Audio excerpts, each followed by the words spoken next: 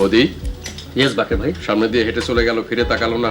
Bangla television নাটকের ইতিহাসে এমন এক সময় ছিল যখন একটি ধারাবাহিকের চরিত্র যেন হয়ে উঠত ঘরের মানুষ। কোথাও কেউ নেই কিংবা এই সব দিনরাত্রি। এই নাটকগুলো শুধু বিনোদন ছিল না, ছিল এক একটি পারিবারিক ও সামাজিক আবেগ। প্রিয় চরিত্রের জটিল পরিণতি মেনে নিতে না পেরে দর্শকদের রাস্তায় নেমে প্রতিবাদ করার ঘটনাও ঘটেছে।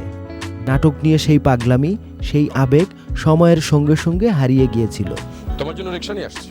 আমি আপনাকে রিকশা নিয়ে আসতে বলেছি?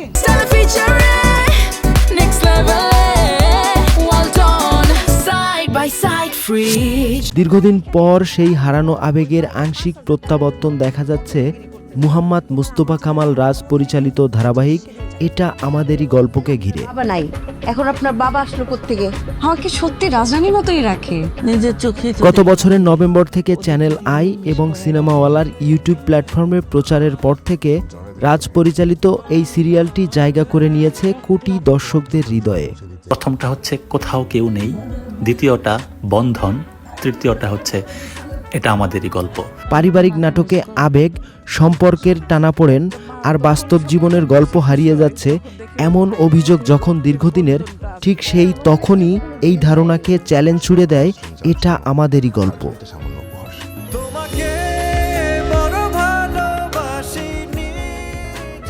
মধ্যবিত্ত জীবনের টানাপোড়েন, সম্পর্কের উষ্ণতা, ভালোবাসা, অভিমান আর প্রতিটি চরিত্রের গভীরতা সব মিলিয়ে এটা আমাদেরই গল্প হয়ে ওঠে দর্শকদের প্রতিদিনের অনুভূতির অংশ, যেন নিজেদের পরিবারের গল্পই দেখছেন তারা।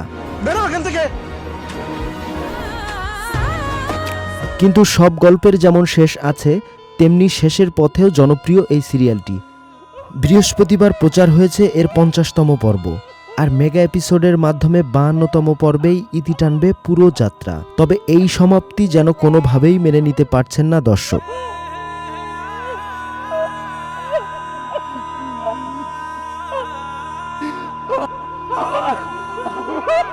বিশেষ করে 49 ও 50তম পর্ব ইউটিউবে প্রকাশের পর নজিরবিহীন সাড়া লক্ষ্য করা যাচ্ছে। অল্প সময়ে মিলিয়ন মিলিয়ন ভিউজ, হাজার হাজার মন্তব্য, সব মিলিয়ে ডিজিটাল যুগের এক নতুন দৃষ্টান্ত। শেষের দিকের আবেগঘন দৃশ্যগুলো দর্শকদের কাঁদিয়েছে। অনেকেই আবার নিজেদের কান্নার ভিডিও সামাজিক যোগাযোগ মাধ্যমেও পোস্ট করছেন। মন্তব্যের ঘরে দেখা যাচ্ছে কেউ কেউ লিখছেন, এত দ্রুত শেষ না করলেও পারতেন। কেউ আবার বলছেন, বাংলাদেশের সর্বকালের সেরা 5 নাটকের তালিকায় জায়গা করে নেবে এটা আমাদেরই গল্প। এমনকি সিরিয়ালটির দ্বিতীয় সিজনও দাবি করছেন দর্শকরা। আব্বার লাশ দেখতে আইছো? আরে তোর টাকা পয়সা বাড়ি দরকার ছিল, আমি দিয়া দিতাম। তুই আমার ছোটবেলার সাথী রেখায়। এক সময় যে আবেগ মানুষকে মিছিলে নামাতো, আজ যেন তা ছড়িয়ে পড়েছে ইউটিউবের কমেন্ট আর ফেসবুক পোস্টে। সময় বদলেছে, মাধ্যম বদলেছে, কিন্তু দর্শকদের ভালোবাসা আর সেই পাগলামি এখনো রয়ে গেছে। আর সে কারণেই বলা যায় 90 দশকের সোনালী যুগের স্মৃতি জাগিয়ে নতুন প্রজন্মের সব শ্রেণীর দর্শকদের হৃদয়ে জায়গা করে নিয়েছে এটা আমাদেরই গল্প। নাহিয়ান ইমন, চ্যানেল আই। আমার স্বামী কোনোদিন আমারে